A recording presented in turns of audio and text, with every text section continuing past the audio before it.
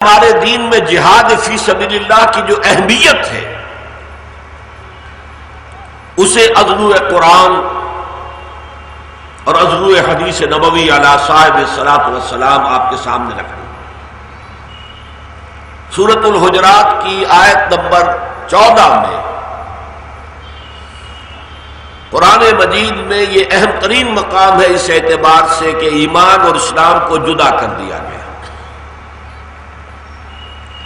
ایک گروہ کے دعوی ایمان کی نفی کی گئی بڑی تاکید کے ساتھ، قالت الاعراب آمنا قل لم تؤمنوا۔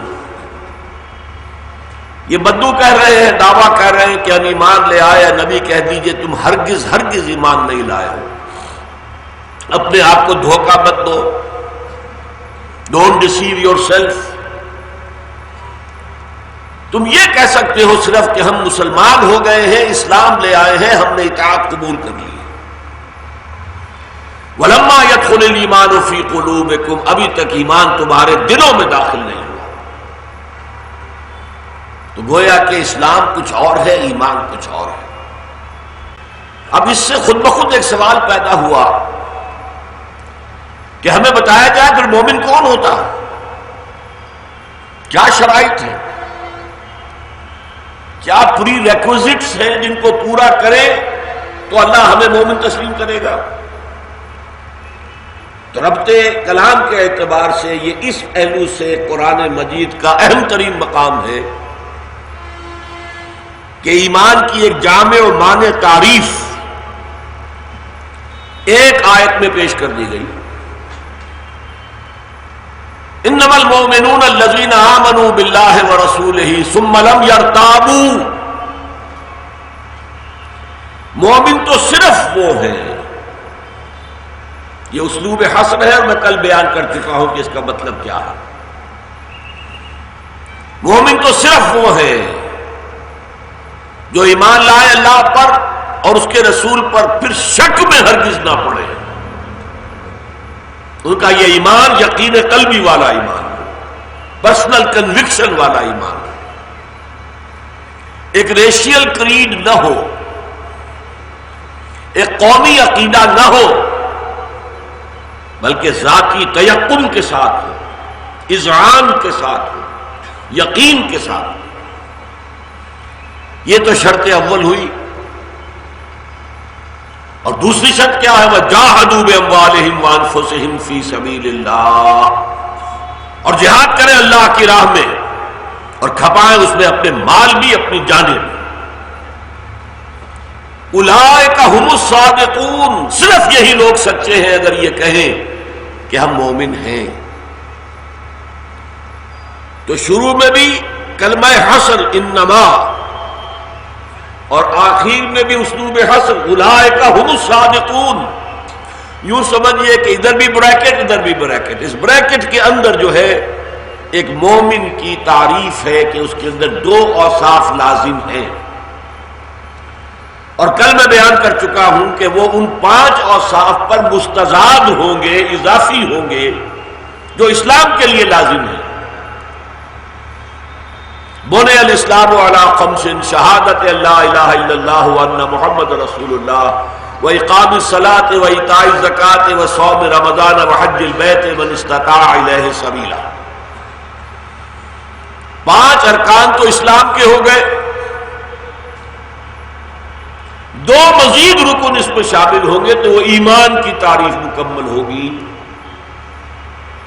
شہادت وربل اٹیسٹیشن کے ساتھ یقین قلبی، اور نماز روزہ حج اور زکوٰۃ کے ساتھ جہاد فی سبیل اللہ۔ یہ جہاد فی سبیل اللہ گویا کہ ایمان کا جزو لازم ہے، جزو لازم ہے، جزو لازم۔ گویا کہ نتیجہ کیا نکلا؟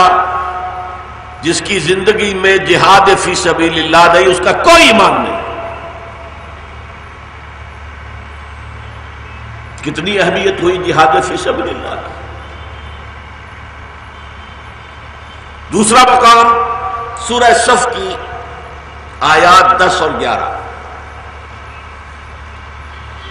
10ویں آیت میں ایک سوال پوز کیا گیا، یا ایھا الذین آمنوا، اے ایمان کے دعوے دارو. یہ میں عرض کر چکا ہوں کل، ایک ایمان ہے قانونی ایمان، ایک ہے حقیقی ایمان. یہاں بھی وہ بات واضح ہو جائے گی. اے وہ لوگوں جو قانونی ایمان کے دائرے میں آ گئے ہو،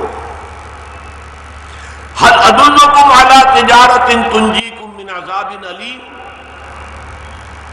دلیل کہتے ہیں وہ شے جو رہنمائی کرے. کیا میں رہنمائی کروں تمہاری؟ هل ادلکم علی تجارۃ، ایک ایسے کاروبار کی جانب جس کا منافع اتنا بڑا ہو کہ دردناک عذاب سے چھٹکارا دے دے.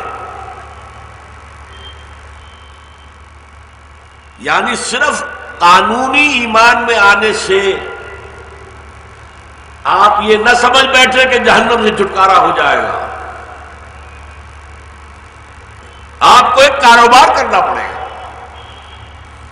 اب دیکھیے یہ قرآن کا اسلوب ہے، انسانی ذہن کے قریب ترین آ کر بات. تجارت کس کو معلوم ہے؟ تجارت میں کچھ پونجی ہوتی ہے، سرمایہ، اور کچھ محنت ہوتی ہے. پونجی کم ہے تو محنت زیادہ. تھوڑے سے پیسے منڈی سے پھل خریدے ہیں، 200-300 روپے کا پھل خریدا، اب اپنے سر کے اوپر لے کر گھوم رہا ہے، بیچ رہا ہے، شام تک 40-50 روپے بنا لے گا. کم پونجی محنت زیادہ، زیادہ پونجی محنت کم. ذرا زیادہ پونجی ہوئی ریڑھی خرید لے گا، اور زیادہ پونجی ہوئی کوئی کھوکھا لگا لے گا، اور زیادہ پونجی ہوئی دکان کھولے گا، اور زیادہ ہوئی امپورٹ ایکسپورٹ کرے گا. لیکن سرمایہ اور محنت، سرمایہ اور محنت ساتھ ساتھ چلے گی. تو اب ایک ایسی تجارت جو جہنم سے چھٹکارا دے دے. اور آپ ایمان کی حقیقت میں سمجھ چکے ہیں کہ جب تک یہ حال نہ ہو کہ اصل زندگی آخرت کی زندگی ہے، اس وقت تک سیدھے راستے پر آپ چل ہی نہیں سکتے. ایمان بالآخرت جو ہے وہ عمل کے اعتبار سے اہم ترین ایمان ہے. اب اگر تم چاہتے ہو آخرت میں جہنم سے رہائی تو ایک کاروبار کرنا پڑے گا. کیا تمہیں بتاؤں؟ پھر جواب خود دے دیا. یہ ایک بڑا فطری طریقے تعلیم ہوتا ہے کہ پہلے استاد کوئی سوال کرے تاکہ طلبہ کے ذہن کھلے، خود سوچے، خود غور کرے، پھر جواب دے. یہ اسلوب قرآن میں بھی بہت آیا، حدیث میں بھی بہت آیا، بہت آیا. تو اب اس کے بعد جواب خود دیا، تؤمنون باللہ ورسولہ. پھر وہی بات آ گئی نا، یا ایھا الذین آمنوا سے تو بات ہو رہی ہے. ان سے کہا جا رہا ایمان لاؤ اللہ پر جیسے کہ ایمان لانے کا حق ہے.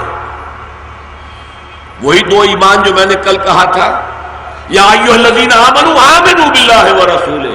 اے ایمان کے دعوے دارو، ایمان لاؤ اللہ پر جیسے کہ ایمان لانے کا حق ہے. تو یہاں پر بھی پہلی شرط کیا ہو گئی؟ تؤمنون باللہ ورسولہ. اور دوسری وَتُجَاهِدُونَ فِي سَبِيلِ اللَّهِ بِأَمْوَالِكُمْ وَأَنفُسِكُمْ. اور جہاد کرو اللہ کی راہ میں اپنے مالوں سے، پونجی سے، سرمایہ سے، اور اپنی جانوں سے، محنت سے، مشقت سے، تکلیفوں سے، یہاں تک کہ جان دے کر. ذَلِكُمْ خَيْرٌ لَكُمْ إِن كُنتُمْ تَعْلَمُونَ. یہی تمہارے لیے بہتر ہے اگر تم سمجھو. کیا نتیجہ نکلا اس کا؟ جہاد فی سبیل اللہ نہیں تو نجات جہنم سے ہو ہی نہیں سکتی.